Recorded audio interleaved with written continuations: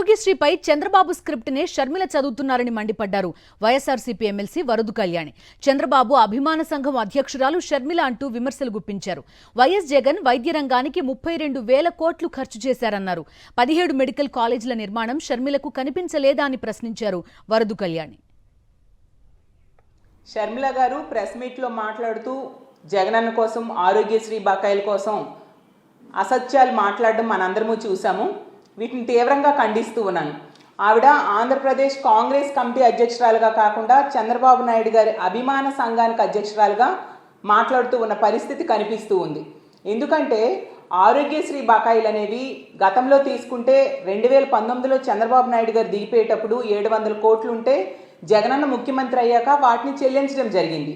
ఇప్పుడు కూడా 2023 సెప్టెంబర్ వరకు ఉన్న బకాయిలన్నీ కూడా చెల్లించేయడం జరిగింది జగనన్న ముఖ్యమంత్రిగా.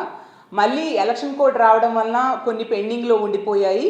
ఇప్పుడు ఈ ప్రభుత్వం అధికారంలోకి వచ్చి 2 నెలలైంది.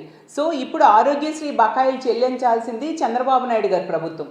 ఈ విషయాన్ని తెలిసి కూడా తెలియనట్టుగా చంద్రబాబు నాయుడు గారు ఇచ్చిన స్క్రిప్ట్ ప్రకారం షర్మిల గారు ఇలాంటి ప్రెస్ మీట్లు పెడుతూ ప్రజల్ని మభ్యపెట్టడానికి ప్రయత్నిస్తూ ఉన్నారు. నిజం చెప్పాలంటే మీ మాటల్లో అడుగడుగునా కూడా జగనన్న మీద ఈర్ష, ద్వేషం కనిపిస్తూ ఉంది. ఆ ఈర్షతో, ద్వేషంతో జగనన్న మీద అవాస్తవాలు ప్రజలకి చెప్పడానికి మీరు ప్రయత్నిస్తూ ఉన్నారు.